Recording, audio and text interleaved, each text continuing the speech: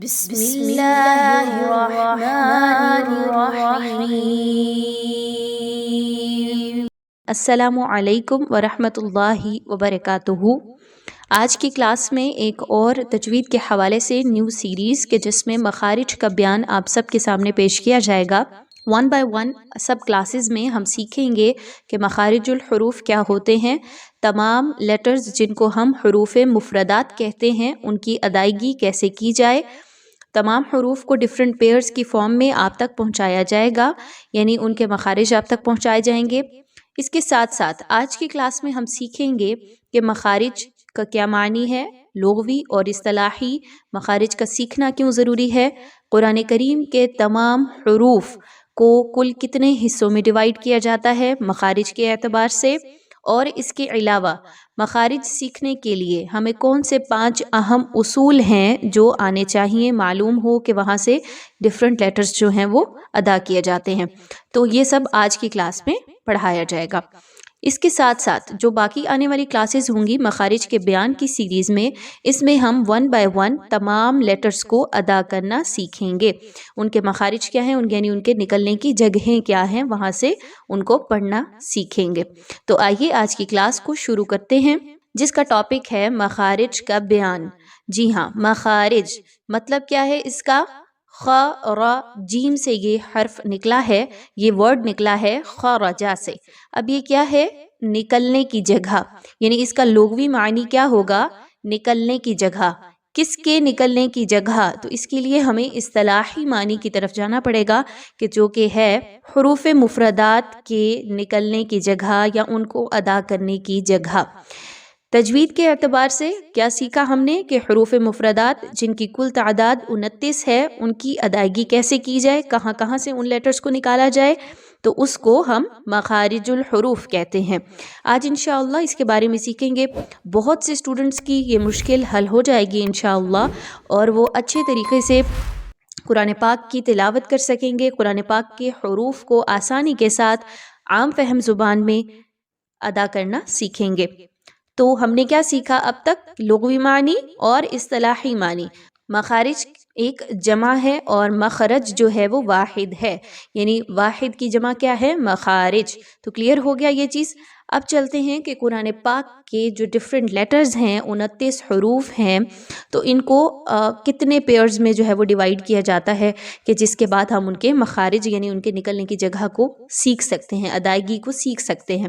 تو 17 بہت سے علماء کہتے ہیں کہ یہاں پر 17 مخارج الحروف ہیں، یعنی 17 ایسے پیئرز ہمارے سامنے موجود ہیں کہ جس میں کسی میں 1 حرف آتا ہے، کسی میں 3 حروف کا فارم میں آتا ہے، کسی میں 4 سے 5 حروف ہیں، کسی میں 6 حروف ہیں، کہ جن کے ذریعے سے ہم ادائیگی سیکھ پاتے ہیں۔ لیکن کچھ علماء کا کہنا ہے کہ 16 مخارج ہیں، تو آپ نے جو ہے وہ فوکس 17 پہ رکھنا ہے، کیونکہ اوتھینٹک جو ہے وہ 17 مخارج الحروف ہیں۔ تو ہم بھی انشاءاللہ آنے والی کلاسز میں حروف کے 17 مخارج کو سیکھیں گے۔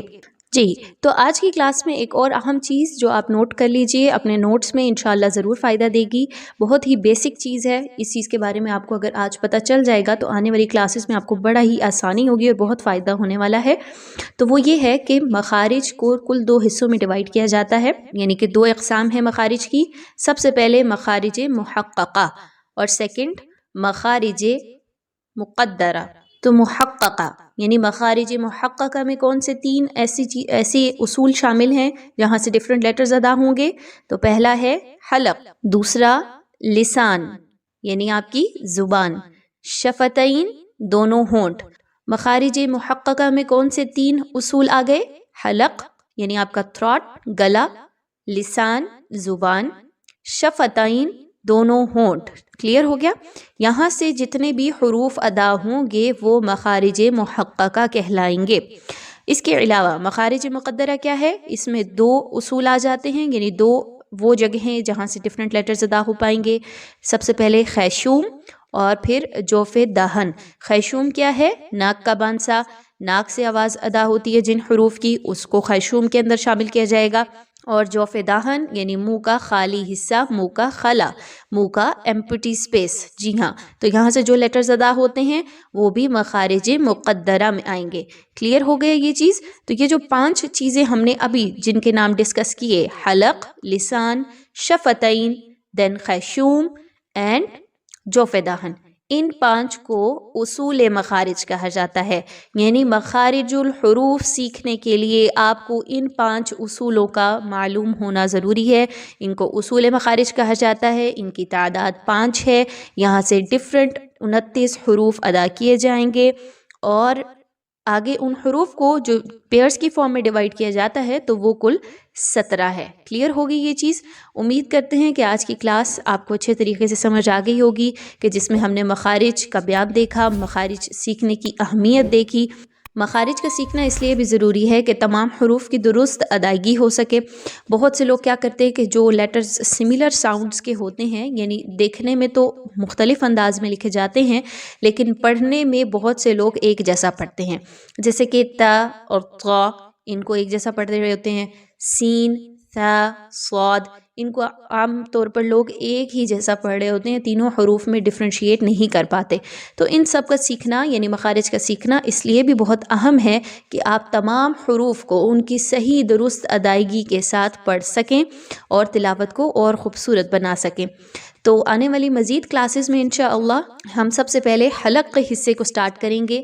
حلق کے کتنے حصے ہیں، وہاں سے کون سے حروف ادا کیے جاتے ہیں، اور ان حروف کے نکلنے کی جگہ کیا ہے. تو آپ ہماری کلاسز کے ساتھ جڑے رہیے. انشاءاللہ عام فہم زبان میں آپ تک اس کا خلاصہ پیش کریں گے. تب تک دیجیے اجازت. السلام علیکم ورحمۃ اللہ وبرکاتہ.